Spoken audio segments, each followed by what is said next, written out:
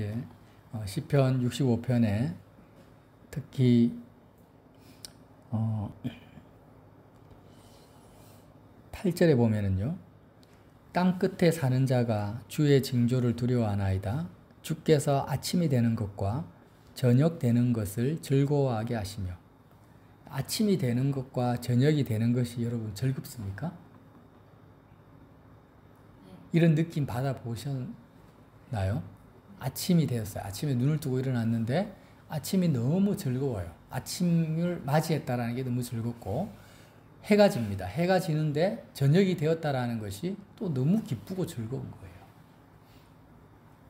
그런데 대부분의 사람들은 이런 즐거움을 맛보지를 못해요. 아침이 되면 진짜 또 하루가 피곤한 하루가 시작됐네 하면서 괴롭고, 저녁이 되면은 너무 고단하기 때문에 이제 저녁 되었는데 또 내일 또 어떻게 출근하지 하고 내일 이미 걱정이 돼요. 월요병도 생기고, 그죠? 일요일 날 실컷 쉬고 또 출근할 거 걱정하고, 아침이 되는 것도 괴롭고 저녁이 되는 것도 힘들고, 이런 인생을 대부분의 사람들이 살아갑니다, 실제로. 그런데 오늘 다윗은 뭐라고 합니까? 아침이 되는 것과 저녁이 되는 것을 즐거워하게 하시며, 하나님께서 우리에게 즐거워할 수 있도록 기쁨과 평강으로 띠띠우신다, 이렇게 말씀을 하시는 거예요. 그래서 오늘 65편을 통해서 우리는 영적 원리, 하나의 아주 중요한 비결을 배울 수가 있는데, 어떻게 하면은 아침이 되는 것과 저녁이 되는 것을 즐거워하는 삶을 살 수 있는가에 대해서 다윗이 기록해 놓으셨다라는 거예요. 자, 1절 한번 볼까요? 하나님이여 찬송이 시온에서 주를 기다리오며 사람이 소원을 주께 이행하리이다. 참 특이한 말씀이죠. 찬송이, 하나님 내가 찬송합니다 이렇게 안 하고 찬송이 시온에서 주를 기다린대요. 이 말씀은 내가 시온에 들어가야만이 하나님을 찬송할 수 있다, 이런 의미거든요. 자, 3절에 죄악이 나를 이겼사오니 우리의 허물을 주께서 사하시리이다. 다윗도 항상 연약한 인생이기 때문에 죄에 져버리는 그런 연약한 인생이었어요. 죄악이 나를 이겼사오니. 죄에게 져버렸습니다. 자기 힘과 의지로는 죄를 이길 수가 없어요. 그런데도 불구하고 주님이 어떻게 하신답니까? 우리의 허물을 주님께서 용서해 주신다라는 거예요. 어떻게 용서해 주시냐? 4절에 주께서 택하시고 가까이 오게 하사 주의 뜰에 살게 하신 사람은 복이 있나이다.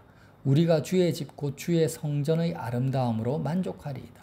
이게 바로 비결입니다. 비결.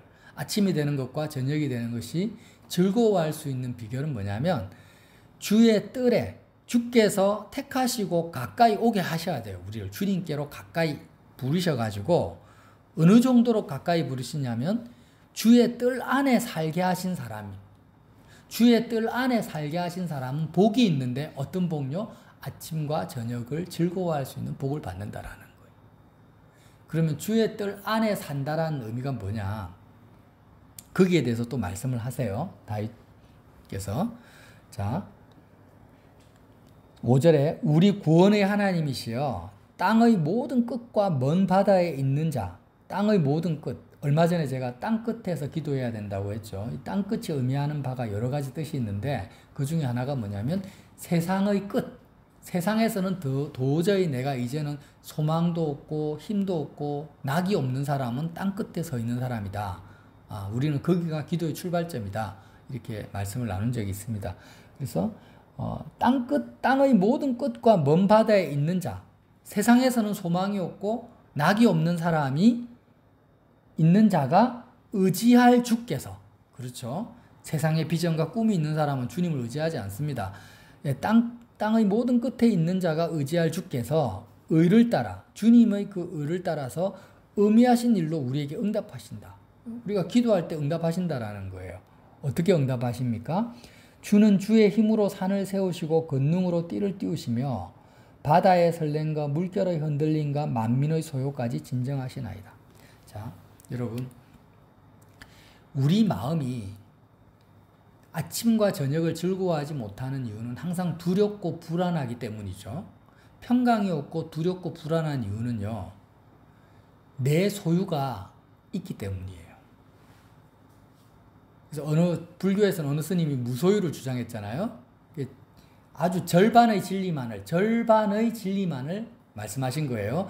무소유를 주장해야 되는데 거기서 끝나면 안 되고 이 모든 것을 소유하고 계신 주권자 하나님을 만나는 데까지 가야 되는데 그 스님은 무소유까지만 가고 끝나버렸기 때문에 절반의 진리라는 것입니다. 그래서 우리가 항상 불안한 이유는 뭡니까? 내 소유를 가지고 있기 때문에. 내 몸도 내 것이고 내가 가지고 있는 통장에 있는 돈도 내 것이라고 생각하기 때문에 아침이 되는 것과 저녁이 되는 것을 절대로 즐거워할 수가 없습니다. 왜 그렇습니까? 오늘 말씀에 7절 바다의 설렘과 물결의 흔들림과 만민의 소요, 이거는 세상을 살아갈 때 생기는 변수들이거든요. 얼마 전에 태풍이 왔죠. 희남노? 흰남노. 발음도 힘들어요. 태풍이 이렇게 왔는데 사람들이 다 두려워 떨었어요. 왜 두려워 떨었습니까? 자기의 그 상가가, 가게가 물에 잠길까 싶어서, 재산 피해를 입을까 싶어서, 사람이 다칠까 싶어서 두려워 떨었습니다. 그런데 신기하게도 제가 자랑하는 거 아닙니다. 저는 별로 두렵지가 않아요. 태풍이 와도. 뭐 가지고 있는 재산도 없지만 태풍이 와서 쓸어가면 우리가 어떻게 할 수 없잖아요. 근데 그 태풍을 누가 주장하고 계세요? 태풍의 흐름과 경로와 세기를 하나님이 주장하고 있는데 이 세상에 있는 모든 것은 내 것이 아무것도 없고 내 목숨까지도 하나님의 것이기 때문에 하나님의 뜻대로 태풍을 일으키시고 그 태풍을 통해서 내 집이 만약에 부서졌다. 내가 가지고 있는 가게가 물에 잠겼다. 근데 내 가게가 아니야. 내 집도 아니에요. 다 하나님 거예요. 태풍도 하나님 거고 가게도 집도 다 하나님의 것인데 내가 왜 두려워하고 떨어야 됩니까? 이거 왜 두렵습니까? 내 것이니까. 하나님의 것이 아니에요. 내 것인데 내 소유기 때문에 내가 책임을 져야 되고 내가 그걸 붙들어야 돼요. 자, 여기서 아주 중요한 영적 원리가 발견되죠. 내가 소유를 하게 되면 나는 그 소유에 대한 책임을 지고 그것을 관리하고 보호하고 유지하고 지켜내야 될 책임을 내가 져야 되는 거예요. 근데 내가 소유하지 않으면 그 책임은 나에게 없는 것입니다. 원래부터 이 세상 모든 만물은 다 하나님의 것, 다 하나님의 것. 이것을 인정하지 않고 믿지 않으면 그는 그리스도인이 아닙니다. 하나님의 자녀가 아니에요. 여러분 믿습니까? 이 머리로 생각하지 말고 진짜 마음으로 우리가 마음으로 한번 동의해 보자는 거예요. 이 세상의 모든 것, 해와 달뿐만 아니라 내 몸과 내 머리털 하나까지도 모든 것은 다 하나님의 소유입니다. 아멘? 여기에 대해서 정말 마음으로 동의하고 내가 하나님 것이라고 하나님께 돌려드리면 인정을 하면 하나님의 의입니다. 이게 하나님의 공의예요. 공의를 인정하면 마음이 정직한 겁니다. 다윗은 항상 정직했어요. 이렇게 마음이 정직해지면 그때부터 우리는 어떻게 되냐면 아침이 되는 것과 저녁이 되는 것을 즐거워할 수 있게 된다는 거예요. 근데 사람들은 대부분이 거의 절대 다수가 다 더 많이 가지려고 하고 자기 소유를 붙들고 있기 때문에 내 자녀, 내 부모, 내 가정, 내 집, 내 직장, 내 재산 이렇게 가지고 있기 때문에 자신이 어떻게 합니까? 바다의 물결, 바다의 설렘, 바다 파도가 얼마나 변수가 많습니까? 그리고 물결의 흔들림, 경제의 흔들림이 있죠. 경제적 물결의 세상이 지금 전쟁으로 난립니다. 코로나 때문에도 난리였고 어떤 변수가 생길지 모릅니다. 이런 물결의 흔들림이 올 때마다 항상 불안하고 내일은 어떤 물결이 덮칠까? 내일은 어떤 태풍이 덮칠까? 만민의 소요. 어디서 어떤 데모가 일어나고 어떤 쿠데타가 일어날지 몰라요.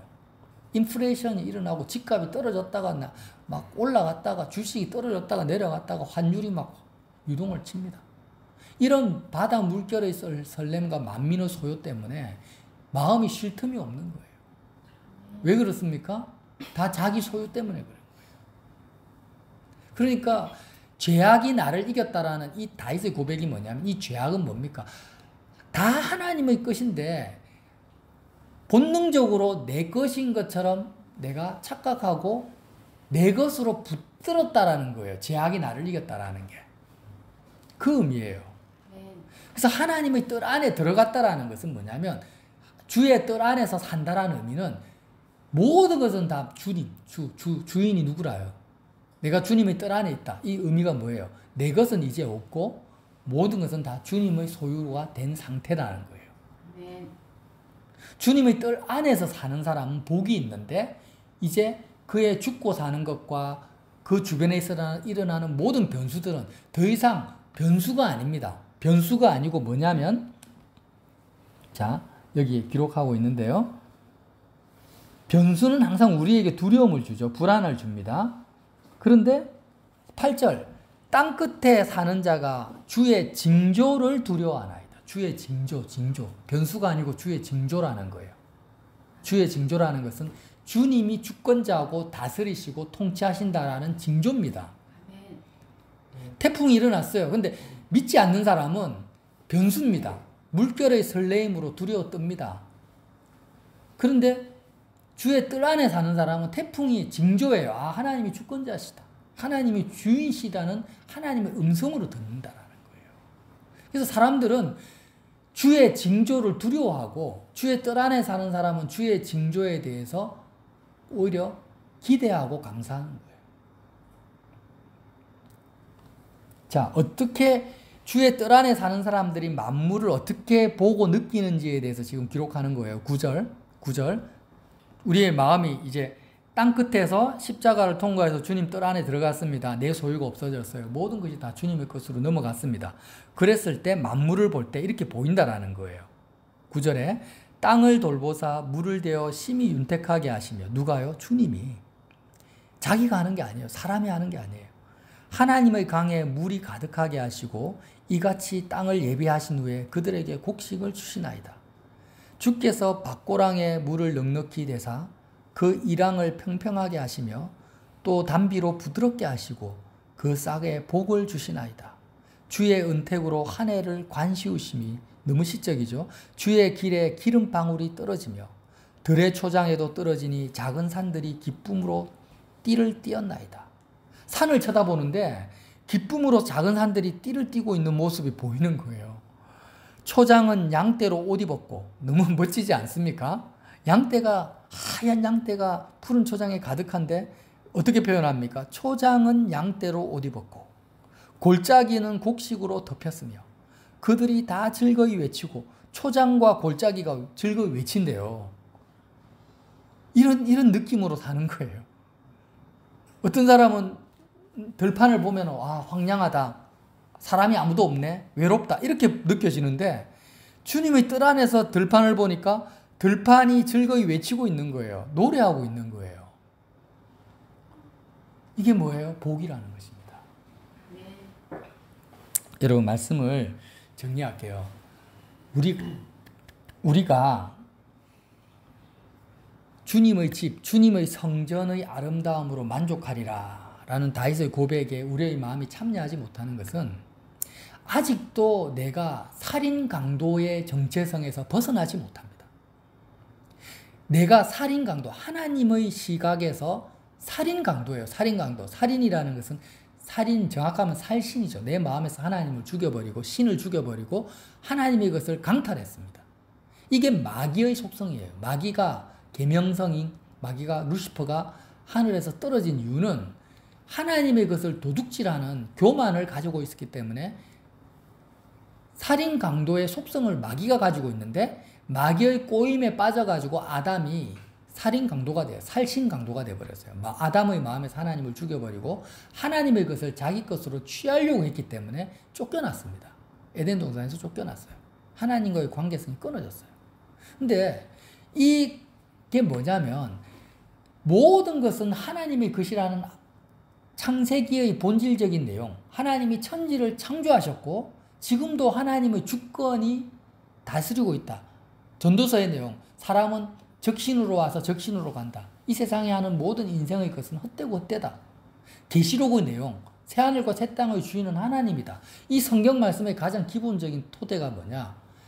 사람은 소유가 없고 모든 것은 하나님의 것이라는 이 기본적인 것을 마귀에게 쏘가서 잃어버려요. 쏘가버려요. 아, 마귀가 뭐라고 합니까? 월급을 받았어요. 월급을 300만 원을 받았다. 야, 이거 너 거다, 너 거. 하면서 이 월급을 내 소유로 내가 마음으로 탁 붙들어 버리는 거예요. 그 순간 우리는 어떻게 돼요? 살신강도가 되는 거예요. 강도가 돼요. 하나님이 그냥 강도예요, 강도. 강도니까 어떻게 합니까? 여기에 대해서 이제 물건을 지켜야 돼요. 이 물질을 내가 소유했기 때문에 이걸 내 것으로 계속 잘 유지를 해야 되고 부풀려야 되고 해야 되는데 온갖 변수들이 하나님이 천지를 운행하시기 때문에 온갖 바다 물결과 만민의 소요가 일어나니까 그때부터 불안하고 두렵고 떨리기 시작하는 거예요. 평강이 없습니다. 그래서 우리는 어떻게 합니까? 십자가 좌우편에 우편강도 좌편강도가 있었던 거예요. 왜 하나님이 강도를 예수님 좌우편에 세워놨겠어요? 너희가 이 모습, 너희가 하나님 앞에 강도다. 그러니까 십자가에서 하나님의 것을 빼앗은 강도, 하나님 앞에 강도짓을 한 너가 죽어야 된다라는 겁니다. 그래서 이런 하나님의 것을 내 것으로 붙들고 있는 이 강도, 살인 강도인 나를 예수님과 함께 죽은 것으로 인정하고 받아들일 때 우리는 땅끝에서 주의 뜰 안으로 들어가는 거예요. 주님의 뜰 안에는 강도는 들어갈 수가 없습니다. 강도가 아니면 돼요, 그냥. 그래서 예수님이 생명을 우리에게 드리면서, 우리를 위해서 우리에게 내어주시면서 어떻게 하십니까? 자, 너의 모습으로 내가 십자가에서 죽을게. 너의 모습이 어떤 모습인지 아나? 내 좌우편을 봐. 강도들이 있지 않냐? 나도 강도야. 나는 강도짓을 한 적이 없지만 너의 죄를 내가 대신 뒤집어 쓰고 너의 강도짓을 내가 뒤집어 쓰고 내가 십자가에서 내가 죽으니까 나의 죽음을 너의 죽음으로 받아들이면서 이제 너 이제 더 이상 너의 소유권을 주장하지 말라는 거예요. 네 것으로 붙들면서 불안하게 살지 말라는 거예요. 너의 목숨과 너의 모든 건 다 그리스도의 것이다. 너의 모든 것을 그리스도께 드리라는 것입니다. 내 것을 주님께 드리는 것이 아닙니다, 여러분. 원래부터 주님의 것이었어요. 원래부터 주님의 것인데 내 것이라고 착각하고 쏘갖고 주장하면서 내가 붙들고 살았던 거예요. 그래서 내 마음에 평강이 없었고 불안했던 거예요. 근데 십자가의 예수님을 바라보면서 내가 강도구나. 내 것이 아니고 내 것을 주님께 드리는 게 아니라 하나님의 것을 내가 빼앗고 강탈해서 주님의 주권을 빼앗아서 내가 주인 돼서 살았구나라는 나의 모습을 보면서 이제 강도된 나를 인정하고 주님과 함께 죽은 자가 되는 거예요. 그러면서 정직한 자가 되면서 하나님의 공의에 따라가는 것입니다. 이해가 되십니까? 그래서 자꾸 제가 제 아이들한테 11조를 드려라. 11조를. 왜 11조를 드립니까? 그거 헌금 하나님이 받아가지고 뭐 하나님 쓰십니까? 아니에요. 가장 기본적인 것이 물질이잖아요. 물질인데 이 물질이 들어오면은 그 물질이 내 것이 아니라는 거예요. 그게 내 것이 아니고 다 하나님의 것인데 내 것으로 자꾸 착각을 하니까 10분의 1을 하나님 앞에 내어 믿음으로 드리면서 10분의 1을 드리는 것이 아니라 11조의 의미는 뭐냐? 모든 것이 다 원래부터 하나님의 것입니다 하면서 물질에 대해서 내가 십자가에서 죽는 겁니다. 내 것 중에서 10분의 1을 하나님께 드리는 게 아니라 물질에 대해서 소유에 대해서 하나님께 죽는 건데 야고보서에 행함이 없는 믿음은 죽은 믿음이라 했기 때문에 조금이라도 실제로 해봐라는 거예요. 해봐라. 행함으로 믿음을 나타내봐라는 거예요. 그래서 제가 저희 자녀들한테는 남들은 몰라도 우리 애들한테는 11조 들으라고 제가 가르쳐요. 그러면 뭐 어느 교회 냈다. 그 교회에서 잘못 쓰면 어떡하나. 그거는 하나님이 판단하고 주관할 거고 나는 내 믿음으로 사는 거죠. 내 믿음이 중요한 거지 뭐 돈이 중요합니까? 이해되십니까? 그래서 11조도 믿음으로 못 내는 사람이 어떻게 자기의 생명을 하나님께 내어 드릴 수가 있겠습니까? 자기 인생을, 자기 시간을 다 거짓말이라는 거예요. 정말 내 목숨까지 하나님 앞에 온전히 내어준 사람은 11조 안 해도 돼요. 헌금 안 해도 돼요. 근데 일시적으로는 할 수 있지만 지속적으로 할 수 있는 사람이 누가 있어요? 그래서 우리는 매일 어떻게 합니까? 그리스도의 십자가를 짊어지고 살아야 되는 이유가 거기에 있죠. 여러분, 마귀는 계속 우리에게 속여요. 뭐라고 속입니까? 네가 소유를 많이 가져야 마음이 편안해진다. 네가 돈이 많아야 돼. 네가 건강을 가지고 있어야 돼. 친구가 많아야지만 네 인생이 평강이 넘치고 즐겁고 기쁠 수 있어라고 계속 속이고 또 속여요. 그러나 주님은 뭐라고 하십니까? 너의 소유가 아무것도 없어야지 너의 마음이 평강할 수 있다. 아무것도 없는 것으로 끝나는 것이 아니고 거기서 끝나면 스님 설교밖에 안 되고 하나님의 소유라는 것을 인정하라는 것입니다. 모든 것이 하나님의 것임을 인정하고 주님의 뜰 안으로 들어가라. 주님 뜰 안으로 들어가면 어떻게 됩니까? 이 세상 모든 것이 다 하나님의 것임을 너가 마음으로 느낀다라는 거예요. 오늘 말씀처럼. 내 소유가 없고 다 주님께로 양도하니까 그때부터 세상의 그 물결의 설렘과 바다 만민의 소요가 불안으로 다가오는 것이 아니라 하나님의 주권 아래에서 이루어져 가고 있는 오케스트라 연주로 느껴지는 거예요. 밤이 되는 것과 아침이 되는 것과 바람이 부는 것과 이 모든 것이 하나님의 손길로 내가 체감되어지는 겁니다.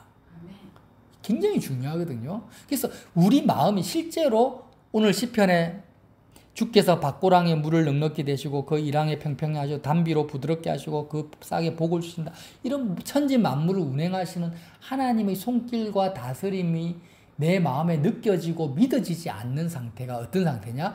죄악에 사로잡혀 있는 상태인 거예요. 내가 지금 죄악이 나를 이겼다 이렇게 말씀했다고 했죠, 다윗이. 죄악이 나를 이겨버리면 어떻게 되냐면 천지 만물에 일어나는 모든 사건이나 일들이요 하나님의 주권과 손길과 사랑과 은혜로 안 느껴져요. 전부 두려움과 불안과 소요로 흔들림으로 느껴지는 것입니다. 사람들이 다 그렇게 느끼고 있어요. 그러나 주님의 뜰 안에 들어가 보세요. 그러면 온 천지 만물이 주님의 손바닥 안에 있다라는, 손바닥 안에 다 있어요. 그래서 여러분, 가장 마귀적인 것 중에 하나가 뭐냐? 이 지구상의 어떤 영역을, 공간적인 어떤 지역을 딱 지정해가지고 여기는 주님이 다스리시고 운행하시고 이 바깥에는 마귀가 역사한다. 이런 가르침이 가장 마귀적인 거예요. 신천지가 그러잖아요. 경기도 뭐 어디 과천입니까? 뭐 거기만 거룩한 장막이다. 정거장막이라잖아요. 정거장막이고 여기에 성령이 임하고 여기에 하나님의 역사가 임하고 다른 데는 지금 마귀가 역사하고 있으니까 이것을 통해서 성령이 역사. 이게 다 뭐예요? 이 천지 만물이 다 주님의 것인데 이 영역만 주님의 것이다. 나머지는 마귀 것이다. 이거하고 똑같은 거예요. 지금 주의 성전으로 만족하겠다. 내가 주의 뜰 안에서 즐거워한다. 이런 의미는요. 공간적인 영역을 말하는 게 아니에요.